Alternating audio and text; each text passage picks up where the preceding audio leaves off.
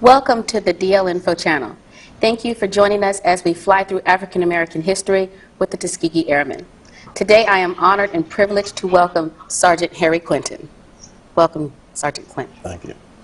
I also want to extend that thank you and welcome to Meek Elementary School students who have joined us live today. Meek Elementary. Wait. Hello. Hello. And we also have high school students from Alabama at Meek High School. So welcome, Meek High School. Hello. Hey. All right, and I don't want to forget our virtual audience that are tuning in to the DL channel and watching via their computers. Welcome. If you would like to interact with Sergeant Quinton and ask questions, you may do so through the email. Just email your questions to dlinfochannel@gmail.com, and we'll get your questions answered during the broadcast. All right, well, without further ado, let's get started. All right, so the first question is, the Tuskegee Airmen were the first African-American military aviators in the U.S. Armed Forces. How did you become involved with Tuskegee? Well, while I was a senior in high school in Salisbury, Maryland, I was working at this drugstore as a fountain boy and delivery boy. And one day the pharmacist said to me, he said, "Harry, now that you're going to finish high school, what are you going to do with your life?" I said, "Well, I plan on going to Hampton Institute to be auto mechanic, study auto mechanic." And he said, "Well, Harry, if you're going to be a mechanic, why don't you be the best, be an airplane mechanic?" And I was shocked because I didn't know of any black people at that time were working on airplanes. And my friend that was going to Hampton came home it was during the summer, and he was telling me about the student program, that civilian pilot training program, where students there were learning how to fly. And then later on, I found out about the 99th Pursuit Squadron being formed at Tuskegee. Well, it came to me then that there was a chance for me to actually work on airplanes. But where would I learn how to be an airplane mechanic? So I started buying aviation magazines, and I'm trying to get information. And I found this application for a school in Trenton, New Jersey, Atlantic Aviation Institute. So I filled out the application, and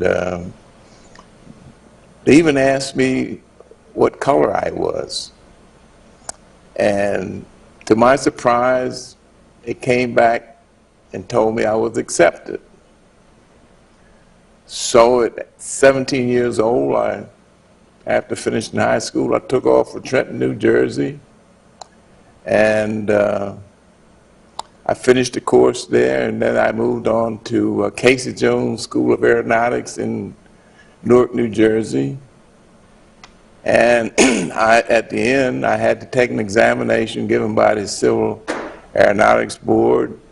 I was issued a certificate, a license, and I was a licensed airplane mechanic. Under the federal law, I could work on airplanes. Wow, that's intriguing at 17 years old for it to have that kind of direction. That's excellent. Mentoring does work. Yes. All right, I'm going to move to my second question is, okay, African Americans had much adversity and limited opportunities in the military. How did the Tuskegee Airmen become involved in the war? Well, there was pressure being put on the White House at that time and the War Department to, in fact, desegregate the armed forces. Well, that didn't happen, but they further wanted the Air Force, or the Air Corps at that time, to open up for blacks to participate in military aviation. And as a result of this pressure, which was put on by the NAACP and the Urban League, a black activist by the name of A. Philip Randolph, the so-called Tuskegee experiment was inaugurated. And that was the beginning of training blacks to fly airplanes at Tuskegee.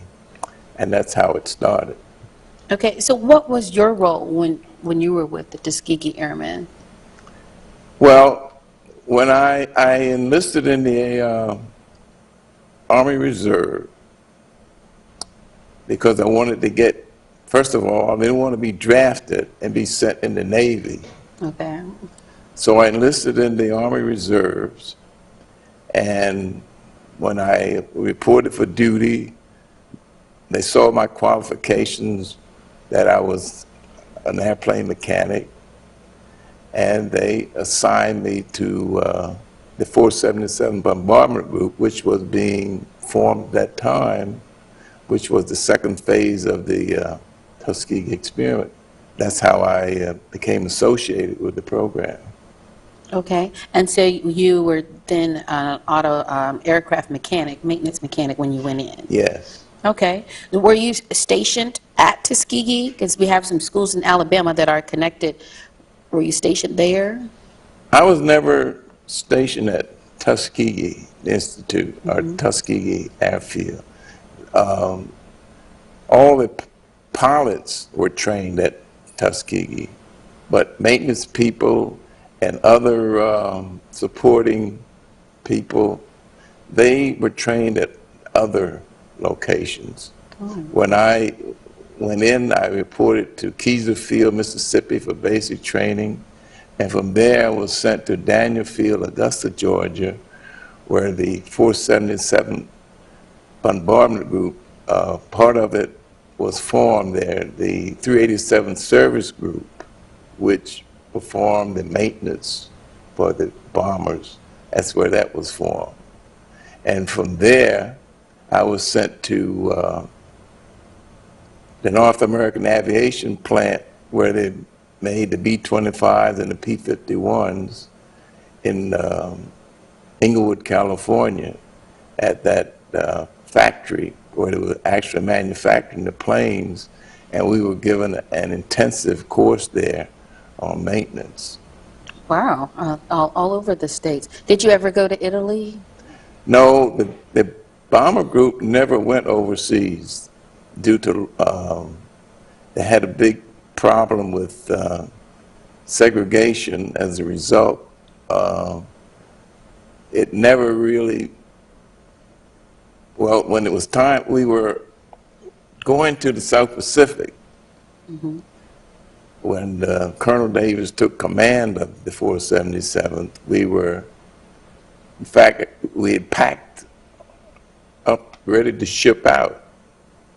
And I was given a leave along with other fellows who had leave to use to go home.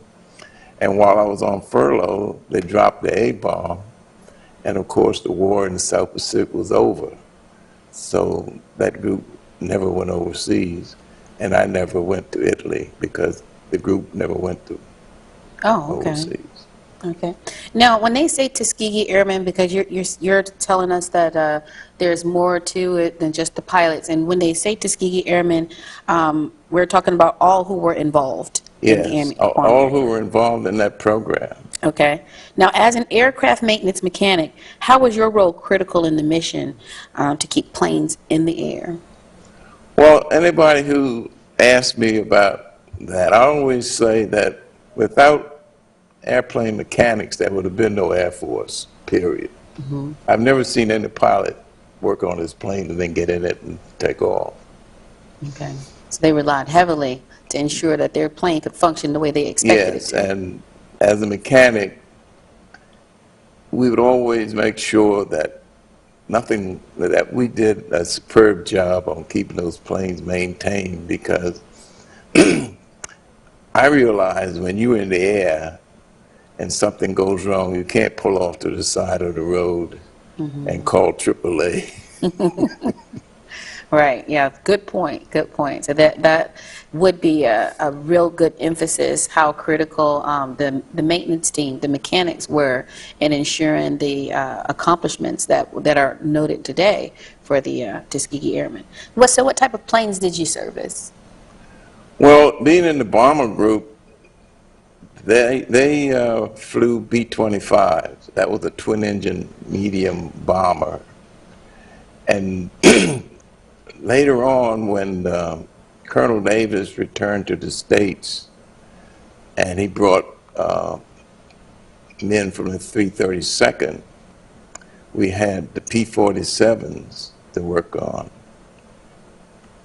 And before I even went into the service, I had the opportunity to work on some P-51s. Okay, so and P-51s are the ones that you hear about and read about a lot, especially in the textbooks.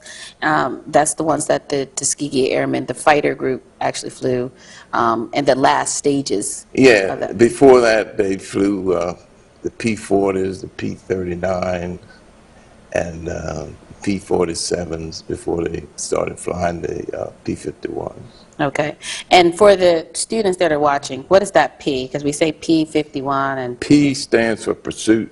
Okay, so each aircraft had a particular mission, and they weren't just doing anything. Their mission was to pursue. Yes, the planes were designed for specific purposes. Okay. The bombers were designed to carry heavy loads of bombs to drop. The fighters were designed to pursue other fighter airplanes and shoot them down, and also do strafing and carry medium light bombs. Okay, okay. Now, which plane was the most difficult to service? Well, I guess I would say maybe the P-47, because it was close quarters in working on it. You had to, sometimes you had to bend your arm back and forth, or squirm in or whatever like that. Oh, okay. How did you become interested in all this? How did you become interested? And we know that you was mentored. Someone said, you know, have you considered this? Were you interested then and just didn't know which way to go, or did you become interested once you got there? Well, you know, at that time, I think most boys were interested in aviation because that was a time when everybody was talking about Lindbergh. And they used to sell those aviator caps with the goggles, and almost every kid had one of those caps with the goggles. And you would go to the movies and you would see those, I think, the Dawn Patrol. And aviation was just so new. When an airplane would fly over, you'd run out of the house to look at it. So it was just a natural thing for young kids, young boys. And when you heard about the 99th and that we were actually able to fly planes, given an opportunity, there were just a number of, there must have been thousands who wanted to fly. Wow. Okay. Well, World War II is thought to have started on September 1st, 1939, when Hitler led Germany to attack Poland. When did you get involved with the Tuskegee experiment, roughly, when we're talking about? Well, I didn't get involved until 1943. Okay. When I graduated from high school in 1943, and shortly thereafter, as I said, I went to school, and as soon as I was out of school, it was time to go into service. So it would be 1943. Oh, 1943. Now we're saying it's a Tuskegee experiment. All right, and kids probably watching and thinking of a science experiment. The word experiment. They're thinking going into a lab and working with stuff. Why was it called the Tuskegee experiment? What were they testing? Because that's exactly what it was. The consensus of opinion by the War Department and the armed forces at that time, the Army, the Navy, they felt that blacks were unable to do anything that was very technical, that they didn't have the courage to fight, they didn't have the mental aptitude.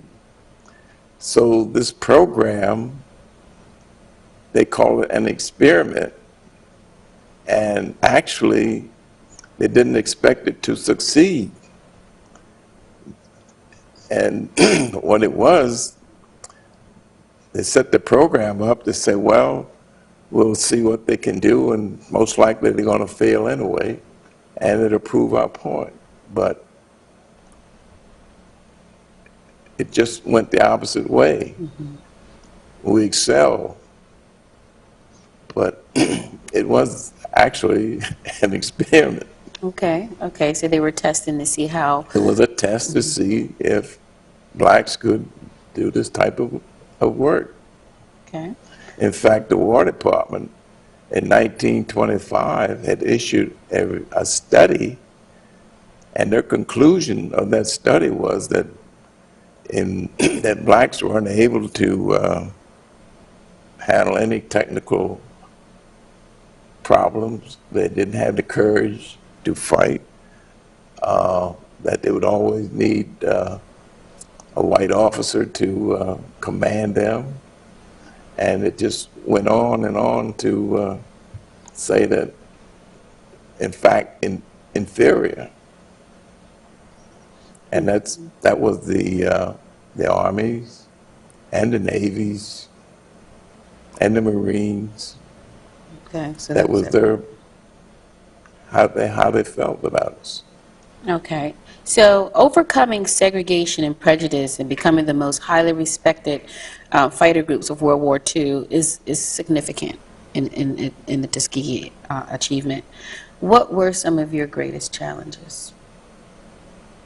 Some of my greatest challenges? Mm-hmm.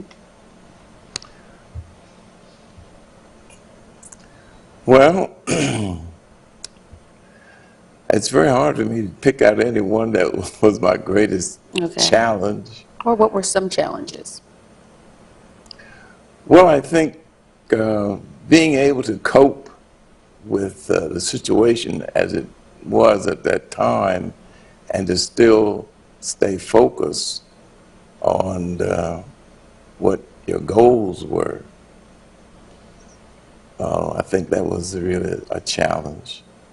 Okay, okay, so being able to stay focused despite the odds are put against you, that yes, you can't and do it. That to be able to pick your places where you would fight. In other words, violence is not always the way to win a situation. Mm-hmm. So to be able to control your emotions and your feelings and to cope with the situations and still maintain your focus and do whatever job you were trying to do. I think that was the biggest challenge. Oh, that sounds like a great challenge, great feat. Something that, I think kids may appreciate coming from you, and documented original Tuskegee Airmen who succumbed to many challenges. One of the greatest challenges some of these students may face is being able to have an emotion with something but still persevere through it to accomplish an ultimate goal. Yes, I agree. Okay. All right, so World War II is considered a total war because it involves 61 countries and over 1.7 billion people. The U.S. tried to remain neutral and act as an aid to the Allies by providing supplies. With the U.S. having its own battle against racism and prejudice, why was it so significant to join the fight?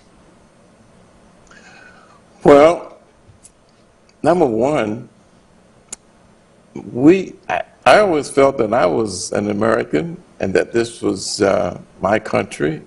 Mm-hmm. That my ancestors had put in 350 years of slave labor to help build this country, and I was much as an American as anyone else.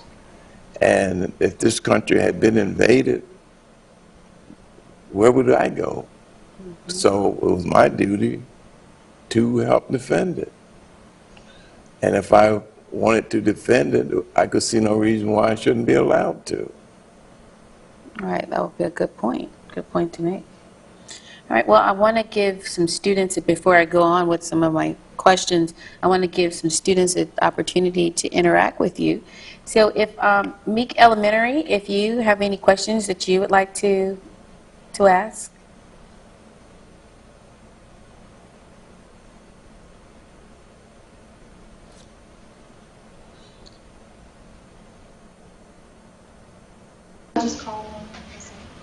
I'm sorry, could you repeat that question? How many planes did you shoot down?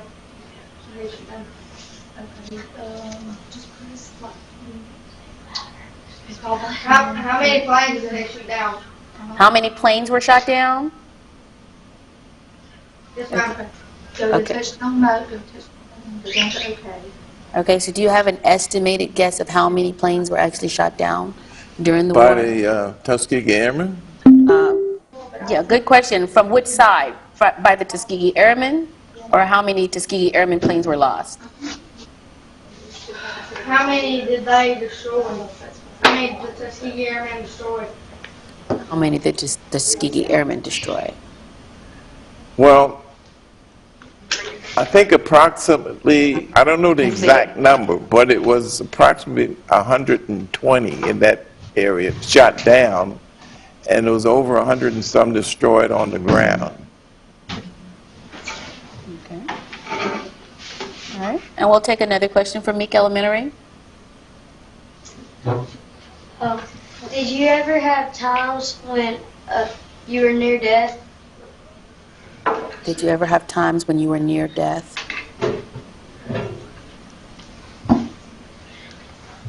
Well, I wasn't actually under fire in combat because my group did not go into combat. I did have some scary situations here in the United States.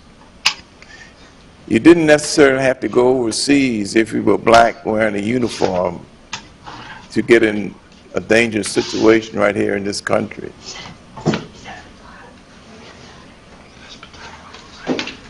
Okay, and one more question from Meek Elementary.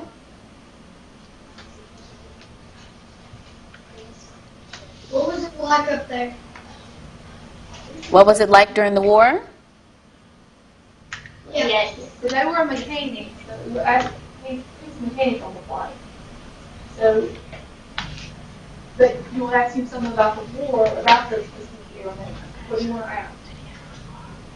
I'm sorry, could you stand up and say that so that your voice can carry to the microphone? What was it like? What was it like during the war? Yes. Okay, so what was it like during the war? Guess the Well, when the war first started and the United States entered the war, civilians, it was very tough here in the United States because there was a shortage of almost all consumer goods. You couldn't buy but so much gas for your car. Sugar was non-existent, so you couldn't get candy, you couldn't get sugar to make cakes. A lot of meat was rationed. Even shoes, you could only buy, I think, 3 pairs of shoes in a year. And in the service, well, once you were in the military, that was a different type of life. We had good meals, good clothes, but it was a very tough time. Okay, so in school, they may be even studying, I know I've seen it in textbooks, about rations, about not having some limit, some unlimited resource. Like today, you go to the grocery store, you pick out as much as can fit in your cart, and you wheel out of there as long as you can pay for it, and you can eat as, as much as you merrily choose. But during the war, there was a lot of limitations because resources had to be directed elsewhere. Right? So you could go without sugar in your drink, and so that energy and that resource can be directed somewhere else. Yes, you even had coupon books, and on certain days, you could only get certain things. Oh, wow. Okay. So Yeah, that it would was be very difficult for civilians. okay.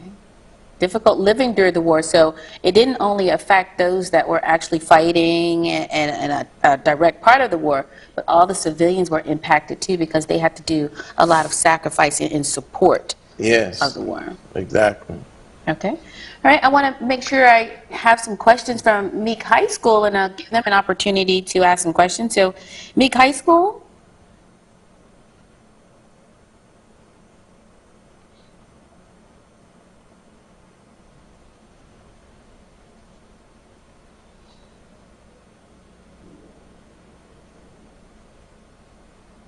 All right. Any questions from Meek High School? And if your microphone is muted, you would need to unmute.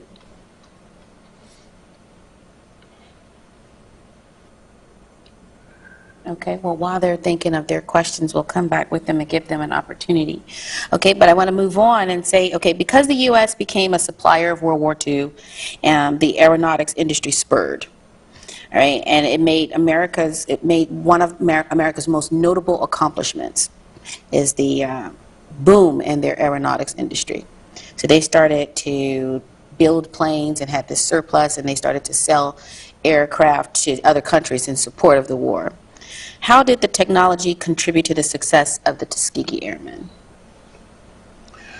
Well, in the beginning, when the 99th first went overseas, they were flying the P-40 aircraft, and these planes were hand-me-downs from the Flying Tigers who were flying in China before the United States entered the war, and they were more or less held together, but as the saying goes, with the spit and baling wire. And then later they got the P-39, which that was the plane with the engine was in the back of the pilot. And then later they got the P-47, which was much faster and efficient. And then they got the P-51, which was might say the Cadillac of fighter planes. So the technology did benefit the Tuskegee Airmen because they were able to do the bomber escort missions, which they became so famous for, flying the P-51. Okay, so these bomber escort missions, just in case the students are unaware of that, what did that involve, the bomber escorts for the P-51? Well, the U.S. was bombing Germany during the daytime, and they would send the B-17s and the B-24s, and they were getting shot down like 10, 20 on each mission because the fighter groups assigned to them were not staying with them. They would fly off to attack the German fighters. The 332nd was assigned to escort them, and they were instructed to under no circumstances leave them, the bombers. And by doing that, they were able to keep the fighters, German fighters, from shooting them down, and they stayed with them all the way to their mission and waited for them to come back and would escort them all the way back to their base. And even today, I meet people who say their father was a pilot, or my father was on a B-17, and he remembers the Red Tails getting them back safely. Wow. Okay, so the Red Tails, or now they were called Red Tail Angels, would escort the bombers, ensuring their safety to their destination so that they can drop the bombs and then come back. And in doing so, they're saving, I mean, you're saying that they were losing 10 to 20 planes, bombing planes that may have had about 10 to 15 people Exactly. on board each one every day. Exactly. Okay. And some of those, I met a gentleman Saturday who said he was a tail gunner on a B-24 and said he remembered the Red Tails. He was so glad to see them when they would come to escort them. Okay. And these are people who probably owe their life to those people, those Wow. All right, so speaking of the Red Tails, so kids are now learning and some relearning about the Tuskegee Airmen, and many will go see the movie Red Tails, which is out in theaters now. What do you want them to consider or know specifically as they study about the Tuskegee Airmen and when they see this movie? Well, I would want them to know that these men were pioneers and patriots, and they did a job when they were called upon to do, and that they did it to the utmost of their ability.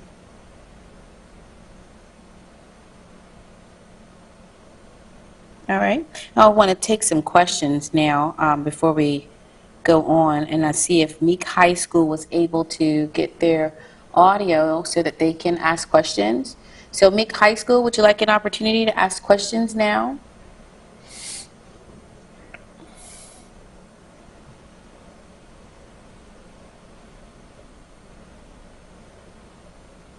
All right. Well, in place of Meek High School, Meek Elementary, would you like to ask some more questions to Sergeant Quinton?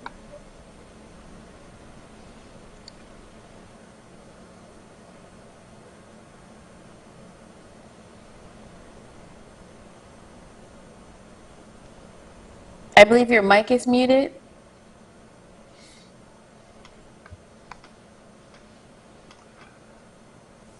You're gonna send somebody with some questions down to the other? I think so.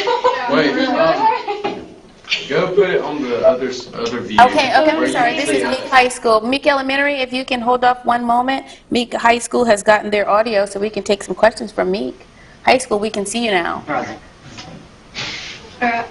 Did she get it? I think somebody got it. Yes. Can you hear us? Yes, we can.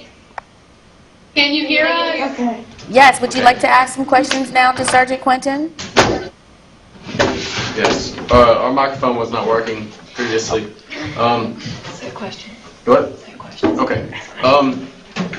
Did you actually fly during the war? No, I was not a pilot. I was an airplane mechanic. I had occasion to go up, but I was not a pilot. Okay. Did segregation affect you even after they had to pass What is that? that law? Did segregation affect you even after they had? They passed the law that segregation wasn't going to be enforced in the Air Force.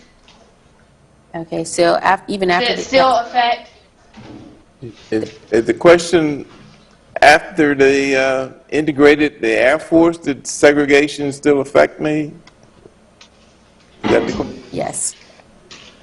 Well, I wasn't in the Air Force when they integrated it in 1948, but yes, segregation was still in effect in this country after 1948. Yes, I was very much affected by it. When I came out of the service and tried to get a job as an airplane mechanic, I was offered a job as a janitor.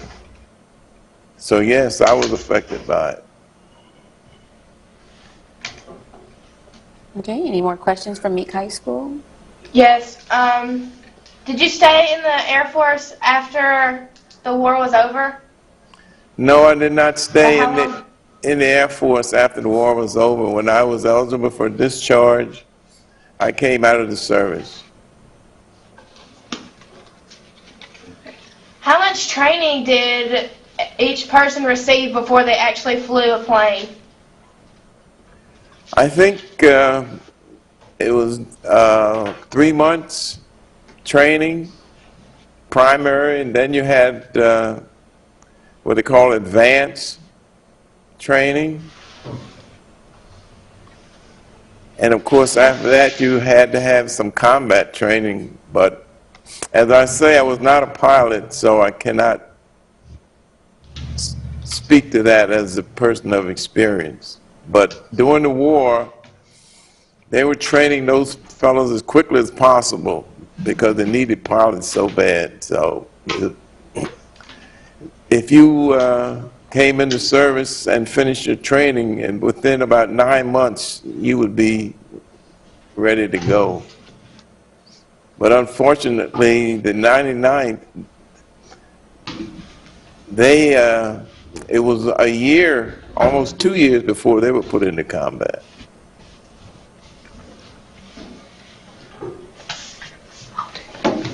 Okay. Okay. And one last question from Meek High School. Yes. Why do you wear the red jackets?